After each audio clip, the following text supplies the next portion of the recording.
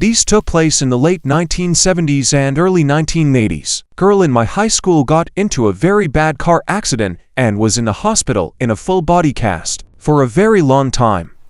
During that time, her boyfriend somehow managed to get her pregnant, and she later had an abortion. Years after high school, I became friends with someone who was her best friend in high school. She told me that it wasn't the first time this boyfriend had gotten her pregnant, or that she had had an abortion. Also, there was some controversy over whether the hospital sex was consensual or not. Also, her parents had to pay a lot of money for her to get therapy. Also, in high school, there was this kid I view as an arrogant punk. He always had a ton of money and was into photography. Apparently, his father was a professional photographer. The rumor was that he was paying a lot of money to the hottest girls in our school to pose nude for him, penthouse style. At the time, I had seen Playboys, but no penthouses, and didn't realize that the poses in Penthouse were a little more explicit.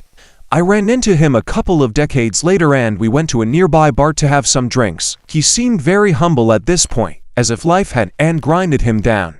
He admitted to me that he had become an alcoholic. I told him about the rumor and he confirmed it, saying his father had put him up to it and that his father was the one who wanted the pictures, and that was why his father gave him so much money. After his father died, he inherited all his stuff, and while going through some boxes, he ran across the pictures. He destroyed them immediately, not wanting to get caught with them because they were of underage girls. I'll add this one, even though it has not been confirmed and is probably somewhat true, but not completely true as told.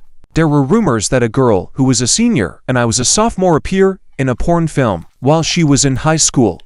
Again, this was the late 70s, probably 1978, and we were only about 20 miles from San Francisco, where a lot of those films were being made at the time. Also, she would have been 18 at the time. There are a few guys I know who have spent the last 40 years trying to find this film. I think that with the internet and all the resources available, IMDb, IAFD, Zomster and so on, if this film existed with her in it, someone from high school would have found it by now. I've heard from another that may know that all she did was agree to be an extra in a scene where she and a bunch of other extras unskinny dipping in a river for about $40, and that no one knows, including her, what happened to the film. My guess is that someone heard about this and decided to embellish the story.